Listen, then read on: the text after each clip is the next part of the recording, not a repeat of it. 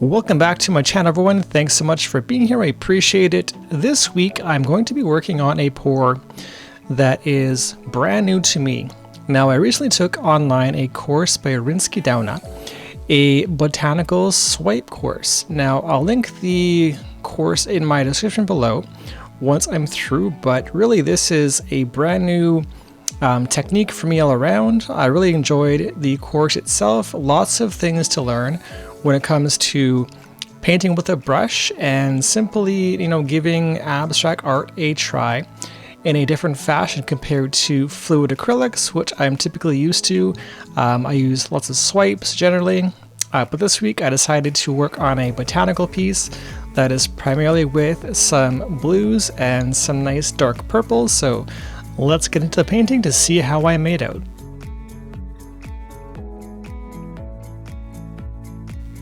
Alright, now as we get into the painting here, initially I'm just wiping back and forth some water on the canvas, just making sure it's covered quite well. From left to right, up and down, back and forth. I did this for like 3-4 minutes, so we'll skip the rest. And leading into some color. Now, again, this is brand new to me. It was incredibly interesting, to say the least, on how paint tends to blend in water. Now, my canvas was a little bit too damp for my liking, plus my experience not knowing any better, so I had to kind of wash some away and skip through some blending to get into my darker blues. Now, as you can see, the blue mixes really quite well on the canvas and spreads quite well due to the water, so there was some play with where the paints went and what kind of blends you can get all together between my lighter blue with my darker blue.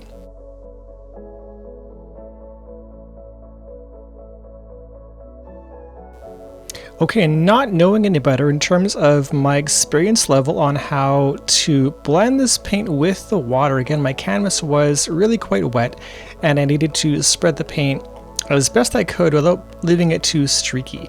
Now, I did have to keep in mind, again, my lack of experience. It kind of bit me at the beginning here because I was trying to rush.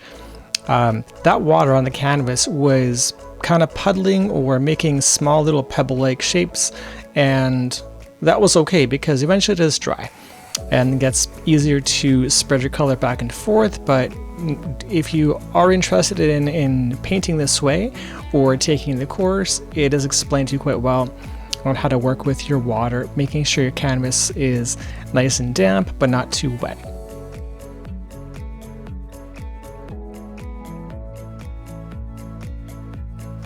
Okay, and as for these swipes, these took a little bit to get used to. Now, the brush I'm using, again, is a paddle brush. It is 3 inches wide in my case. They come in a variety of sizes. 3 inches for me was plenty, not knowing any better with my current level experience.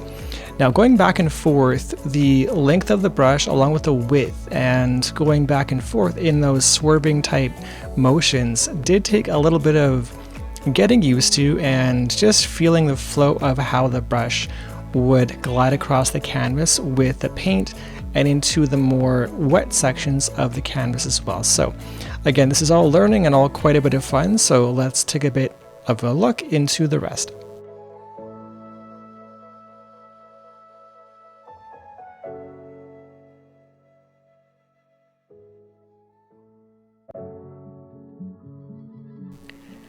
Now, one thing to note in terms of perspective from myself, again, not knowing any better for this technique, is how you can begin to see a painting come together with a bit of contrast, or you have an idea in your head and you want to try your best to then show it on canvas, which can be difficult. So I had a hard time. I needed to slow down on where I wanted my rose to go.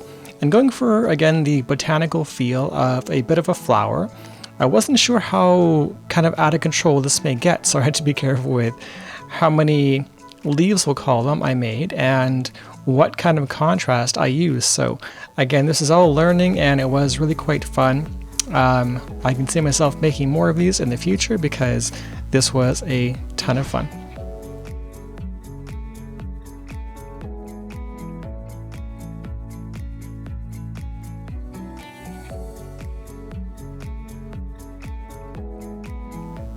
Now, one thing I really did enjoy was the fact that you can really make so many variations of this exact painting with such little paint.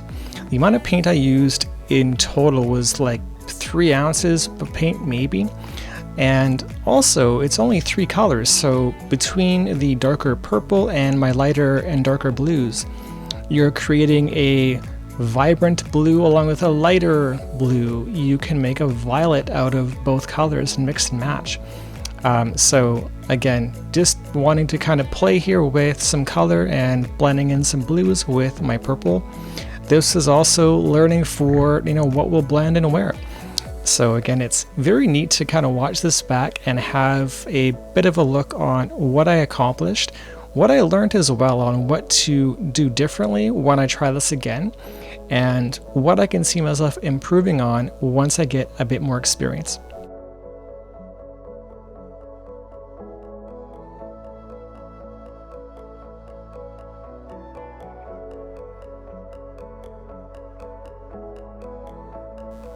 Alright, and lastly, I'm just working on a little bit of contrast with some titanium white, added with a little bit more water than my paints were. So my paints, you can kind of see, are smushed into my paper towel.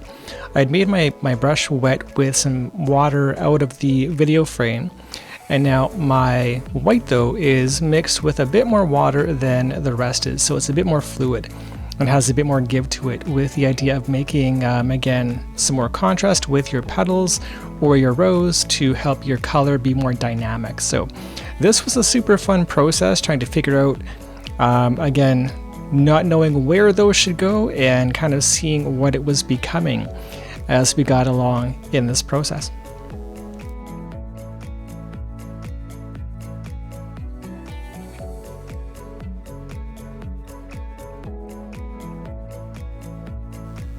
Now, what's funny about this particular painting is that when I watch it back, like I do with my voiceovers, I can see that there is a lot going on. I think that next time I may try to make a painting with a little less, we'll call it busyness. Not that it's bad, it's just, again, me not knowing any better, wanting to do maybe a bit too much on my first go.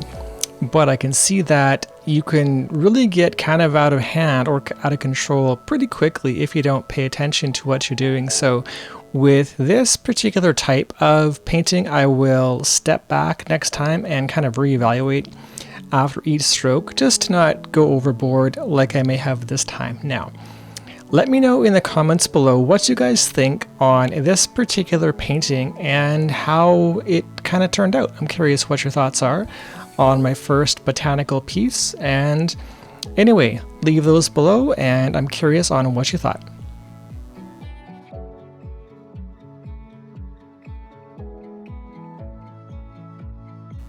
Alright, and going in for a bit of an overhead look on the final piece here. Now, first of all, thanks for being here, I appreciate you, and if you are newer, thanks for being here. If you had enjoyed the video, please click the like button below and consider subscribing to the channel to see future videos like this one going forward.